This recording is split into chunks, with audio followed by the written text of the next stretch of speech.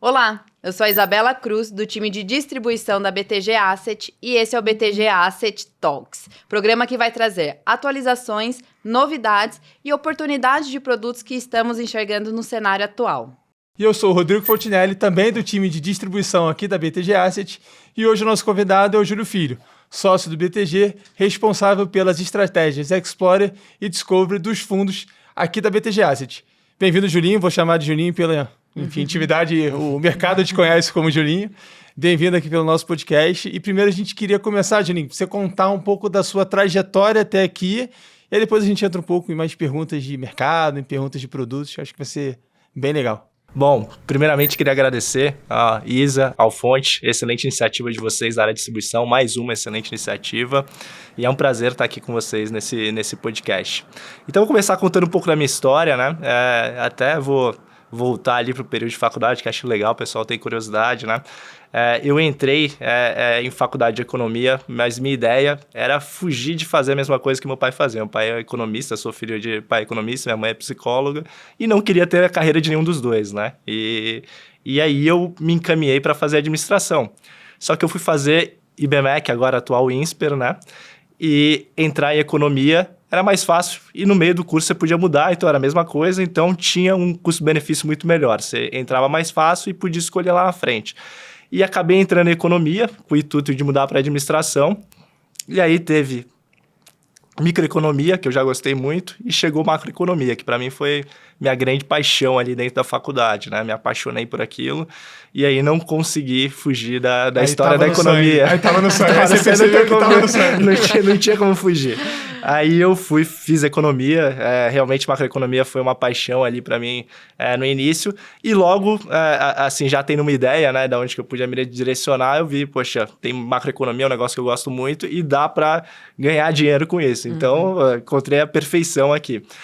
E logo já sabia o que queria fazer, eu queria ser gestor de juros, moedas, mexer com macroeconomia, né? Era esse o meu sonho ali que eu tinha naquele momento. E aí fiz a faculdade, e aí comecei a trabalhar, né? Fiz estágio num banco gringo, e aí fui procurar meu primeiro trabalho, né? A oportunidade. E, logicamente, eu queria tentar estar no melhor lugar, né? E o melhor lugar, na minha visão ali naquele momento, e ainda né? BTG, né? E eu tive a oportunidade de iniciar, né? No BTG Asset, lá no início. Lá no início, quando? Foi 2009? 2008, quando eles saíram do UBS Pactual para fundar o BTG, que era só BTG na época, e um ano depois eles compraram o Pactual de volta e montaram o BTG Pactual. E lá no BTG eu comecei fazendo tudo que era back-office, não tinha sistema nenhum, tinha que implementar, passei por implementação de diversos sistemas de risco lá, que me deram um aprendizado muito grande, né, de contas, porque teve que montar tudo do zero. E aí, quando a gente passou para o BTG Pactual, eu continuei na Asset, né? Tenho uma carreira toda dentro da Asset. Aí eu comecei a ter a oportunidade de operar os mercados de América Latina. Comecei com o Chile, né? E aí eu ia para o meu antigo chefe para sugerir uma proposta de um trade, ficava lá, ele falava, volta para o seu lugar, vai fazer o operacional. Aí lá pela 10ª tentativa, ele tá bom, vamos fazer esse trade aqui, essa operação, quem sabe você para de encher meu saco, né? Aí a gente fez, deu certo. E aí eu ganhei a oportunidade de começar a operar o mercado de Chile, aí depois veio o México, depois veio Colômbia. Fiquei até 2014 só focado nesse mercado de América Latina ex-Brasil. E aí depois, com o tempo, eu adicionei Brasil dentro dessa estratégia, né? E desde então, ali desde 2015, responsável aqui por Américas, depois a gente começou a operar também mercado americano, né? E um pouco aí de tudo que é hoje a estratégia, né? Explorer e Discovery que a gente tem aqui. Então, passados 15 anos, aqui estamos nós sentados contando um pouco da sua história. Exatamente. Legal, Julinho. Então, vamos começar aqui falando um pouco de investimento. Então, assim, hoje o nosso cliente, né, a pessoa física, ou seja, o nosso investidor, ele olha muito como CDI, como benchmark. E, obviamente, em épocas de juros altos, a renda fixa fica mais valorizada. Então, assim, você como gestor de renda fixa, podia trazer para a gente quais são as estratégias que você opera dentro da família Explorer, da família Discovery, e como é que dá para ganhar dinheiro nesse mercado, seja nesse cenário de juros altos ou seja, em cenários de juros não tão altos assim, mas o Brasil sempre conviveu com esses juros, vamos dizer, acima da média de mercados desenvolvidos. Como é que você trabalha com isso? Excelente pergunta. Acho que a gente podia começar até aqui, né, para explicar para os nossos clientes o que é um fundo de renda fixa, né? Um fundo de renda fixa, basicamente, ele opera derivativos de títulos públicos. Que são derivativos de títulos públicos? São títulos públicos.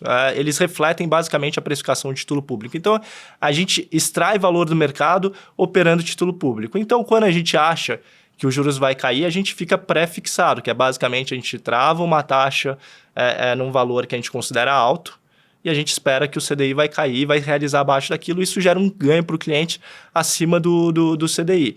E a gente faz isso não só no Brasil, né? A gente tem uma diversificação regional, né? A Asset investiu, né? A gente tem asset local no Chile, asset local na Colômbia, no México, nos Estados Unidos, e a gente aproveitou toda essa estrutura local que a gente tem e usou, e a gente usa essa diversificação. Então, a gente opera em todos esses mercados de América, né?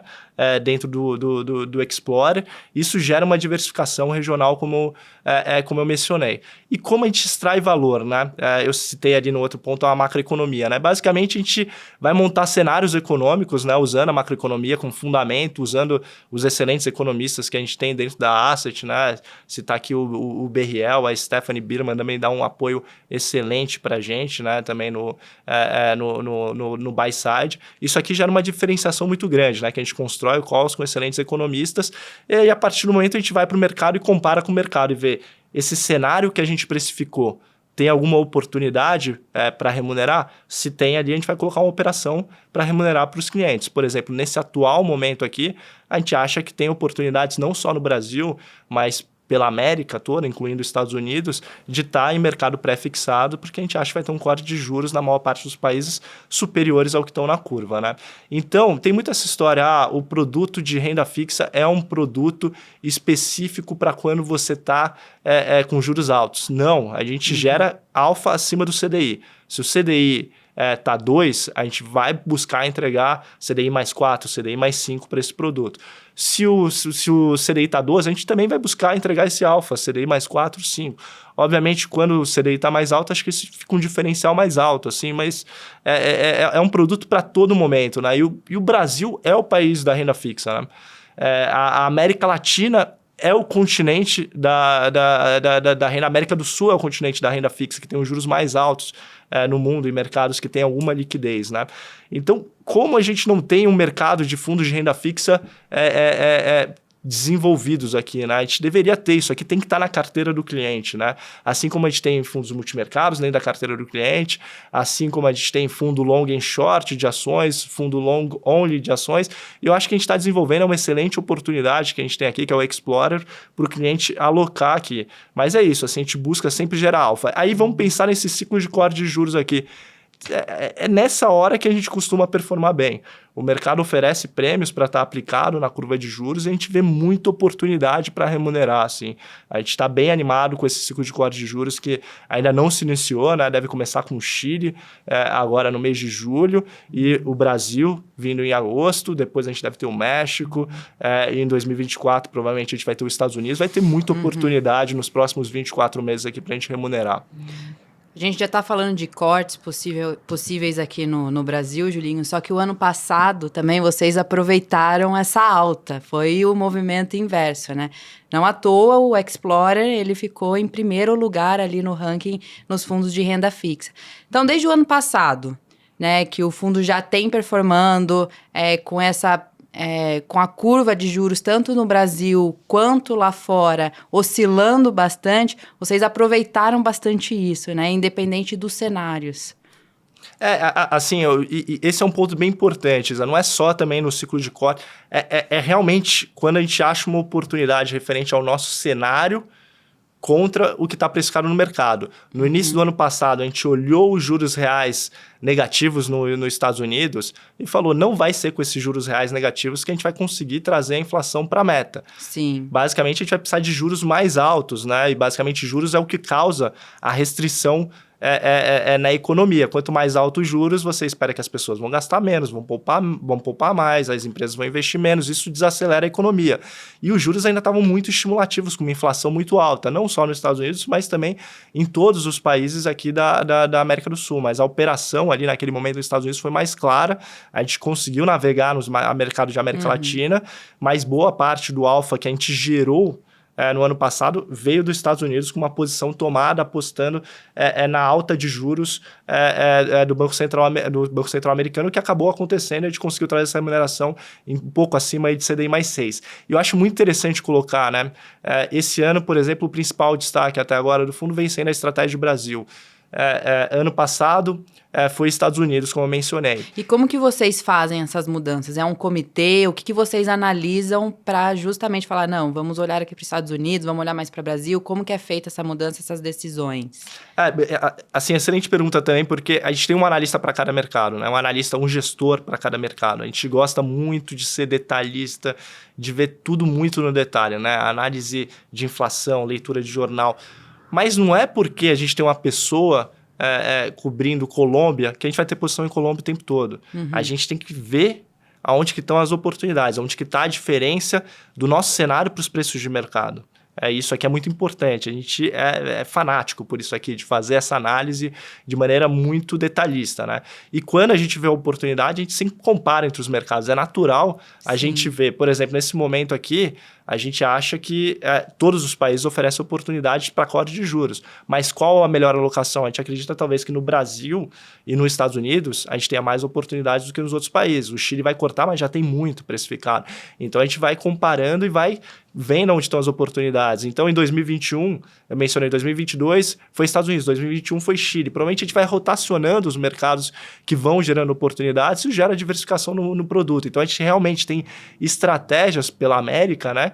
Que não é uma historinha para a gente contar para o cliente, realmente vem performance de lá, né? Isso para a gente é muito importante na diversificação e entregar um bom Sharpe para o cliente, né? Que basicamente é uma volatilidade pequena, né? Menor, né? Mas existe, é importante colocar. Deixar isso claro. É uma volatilidade que costuma ser menor que o de multimercado tradicional, mas com uma rentabilidade alta, que às vezes até como ano passado foi uma rentabilidade considerável e a gente espera continuar entregando esse CDI mais 4, mais 5 aí que faça uma diferença para o cliente. E Julinho, até trazendo um pouco, olhando para frente, fala-se muito que o Brasil já está esperando, todo mundo está esperando, com certa até pressão política, um início de corte de taxa de juros. E vamos dizer, já que já está dado, como se diferenciar do mercado para trazer uma rentabilidade superior ao que está hoje precificado, vamos dizer, na curva? Como é que vocês buscam essas distorções dentro do fundo de achar o que está mal precificado, o que está bem precificado e o que vocês acham de olhando para frente, quais são os principais mercados hoje que vocês enxergam para esse ano as maiores oportunidades? Vamos lá, começando com essa pergunta aqui de Brasil, de como a gente enxerga essa oportunidade do ciclo atual aqui no Brasil. A gente tem basicamente 4,5%, né, 4,5% esperado, né, 450 bases de ciclo de corte de juros precificado. Né? O que significa que hoje que a Selic, que está em 13,75, o mercado precifica que até o meio do ano que vem vai cair para casa de 9,25, em torno disso, mais ou menos, né, para a gente simplificar.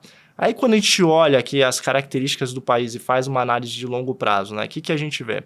A gente vê que a política monetária, não só no Brasil, mas em todos os mercados, elas passam por momentos que são contracionistas, que basicamente é acima da taxa de juros neutra, que depois eu vou explicar aqui o que é essa taxa de juros neutra, e abaixo dessa taxa de juros neutra. O que é essa taxa de juros neutra?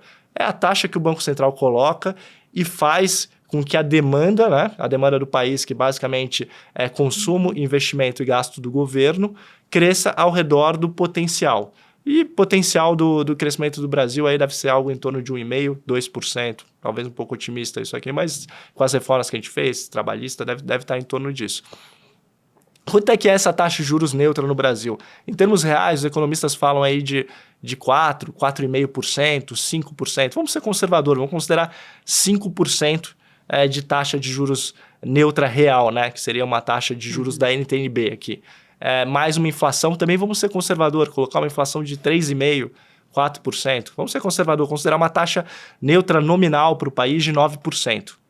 4 mais 5. 4 de inflação com 5 de juros neutros. E com 5 juros neutros. A gente tem uma taxa de 9%.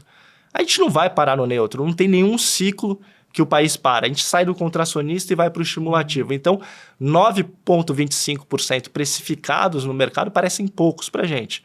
Obviamente, o mercado tem riscos, a gente tem a volatilidade toda numa conjuntura de um país emergente que a gente está, mas a gente enxerga a oportunidade, a gente acha que possivelmente esses juros pode cair aí para em torno de 8%, 7%. A gente acha que isso aqui é possível. Então, a gente vê a oportunidade. Obviamente, uma boa parte do ciclo já está no preço, mas a gente ainda vê oportunidades aqui de remunerar no ciclo, né? E quando a gente pega o mercado americano, agora indo para o externo, né? Eu acho que tem uma questão, um debate bem intenso que a gente vem tendo no mercado, né? A comunidade macro global vem tendo nos últimos meses. Essa inflação, que a gente viu ali pós-Covid, ela é estrutural ou ela não é? A gente está na ponta que ela não é estrutural, que basicamente ela foi uma inflação gerada por um estímulo fiscal muito grande. A gente vinha de 15 anos de inflação super baixa, o mundo tentando, fazendo os bancos centrais comprando título público, jogando a taxa de juros para zero, e do ponto de vista global, Estados Unidos, Europa, a gente não conseguia gerar inflação.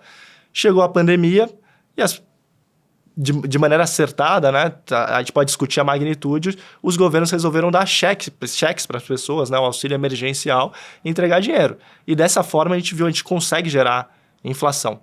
Só que a gente tem que pensar, esses estímulos fiscais, eles foram temporários ou permanentes? Eles foram temporários, principalmente quando a gente fala de Estados Unidos e em outros lugares, eles foram temporários.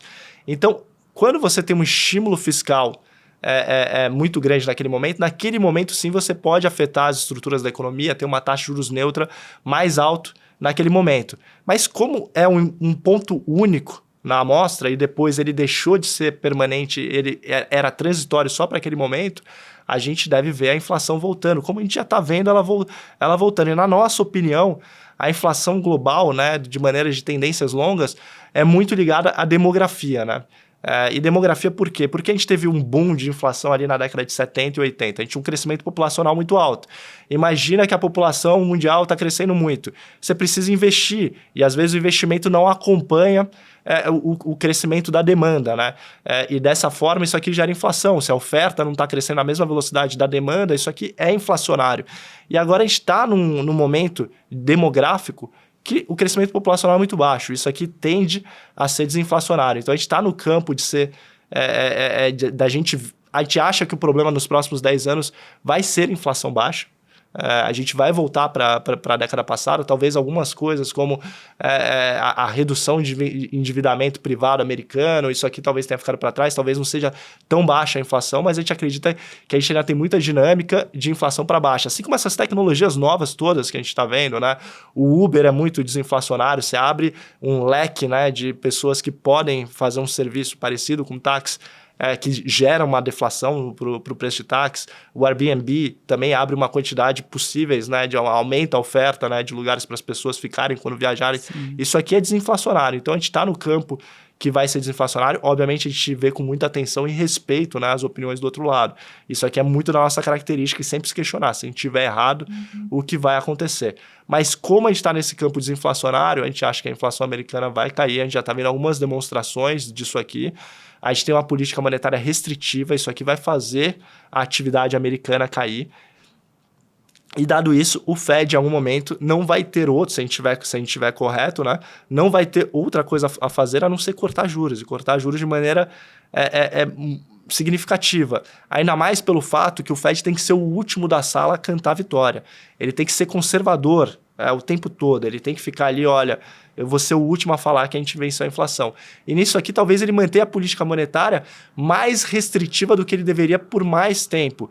Isso aqui vai causar uma queda da atividade maior e um processo desinflacionário maior do que deveria. E nessa hora, ele vai cortar os juros para zero.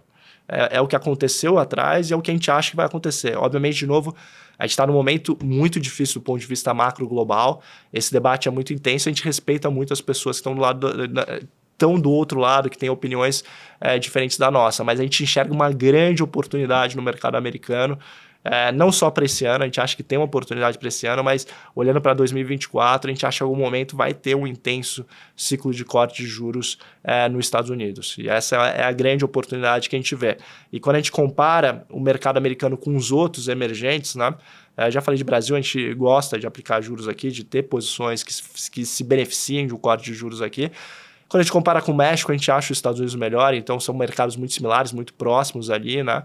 Então a gente prefere ter posições nos Estados Unidos. E a gente também vê alguma oportunidade no Chile, mas a gente ainda acha o mercado americano a melhor oportunidade. Então hoje a gente concentra nossas apostas em juros mais baixos na América, nos Estados Unidos e no Brasil, que tem bastante oportunidade. A gente está bem animado com as posições que a gente tem hoje no livro. Dá para ver que vocês levam em consideração muitos estudos, análises para vocês montarem realmente as posições de vocês. Não só no Brasil, mas como Estados Unidos e aqui na América como um todo. Acho que vamos continuar apostando nessa queda de juros do Brasil aí, que a gente tem alguns produtos na grade bem precificados e bem posicionados. Vídeo nosso histórico recente de performance dos fundos Explorer e Discover, né? Então, que tudo se mantenha assim. Com certeza.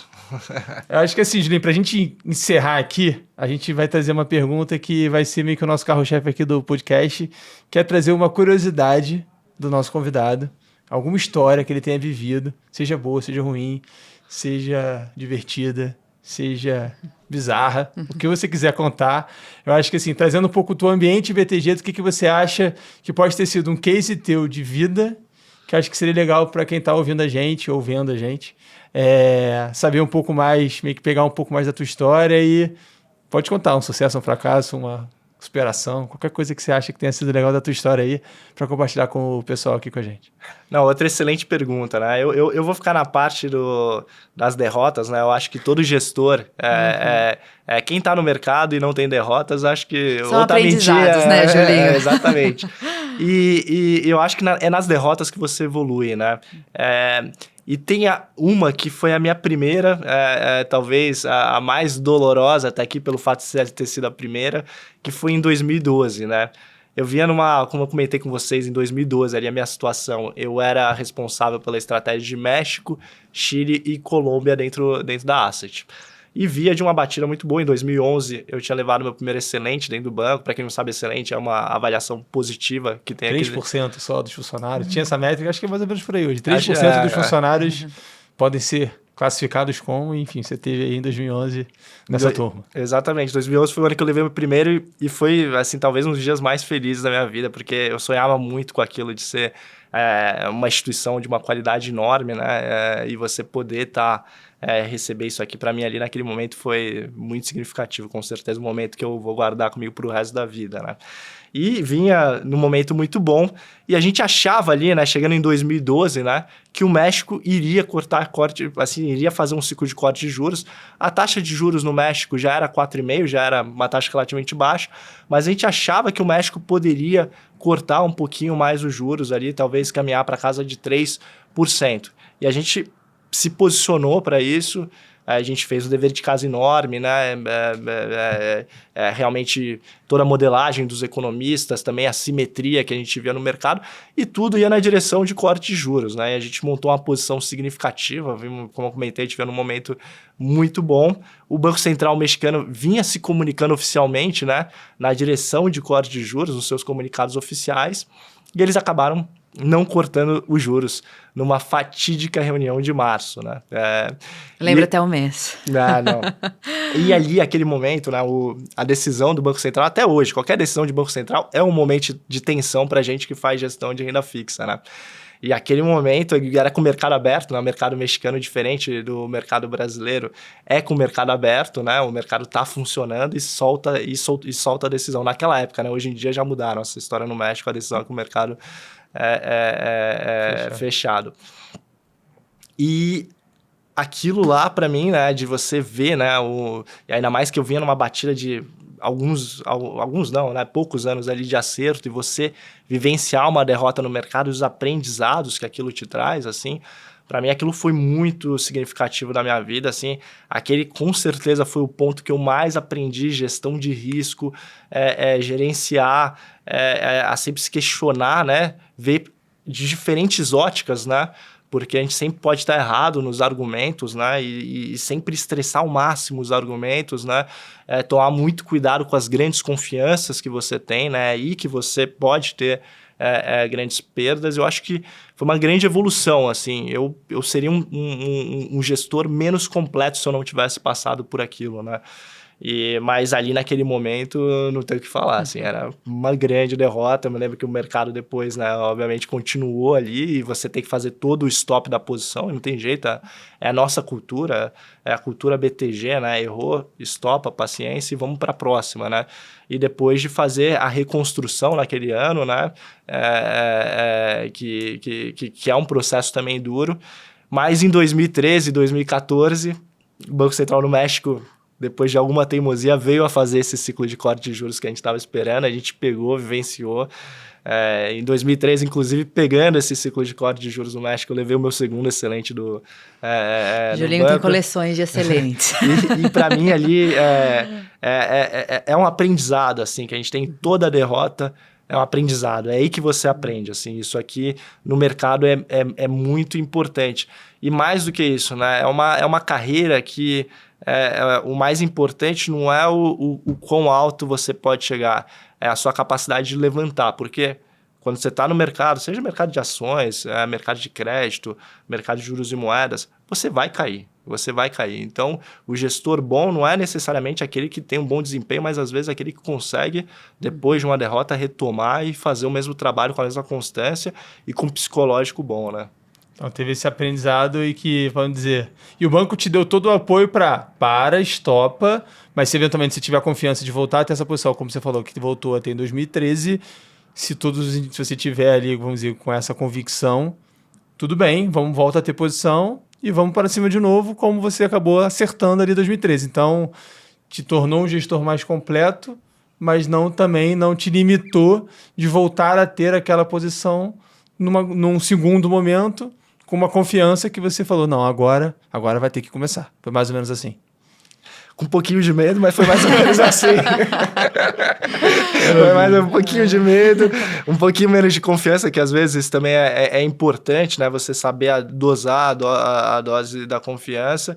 E como eu ouvi pessoas super qualificadas aqui dentro da instituição falaram, gestor com medo às vezes é bom, né? Que sabe dosar ali o momento e fazer a gestão correta ali de risco para aquele momento. Mas sim, a gente retomou e é até legal isso, porque o Banco Central mexicano ele fez 3 cortes de juros ali, né? Foram 2 em 2013 e complementou com 1 em 2014. No primeiro, como a gente vinha, né, do momento difícil, né? Ali de recuperação da estratégia, né? E aquela história, cachorro mordido por cobra tem medo de salsicha, né? A gente estava bem receoso ali naquele início.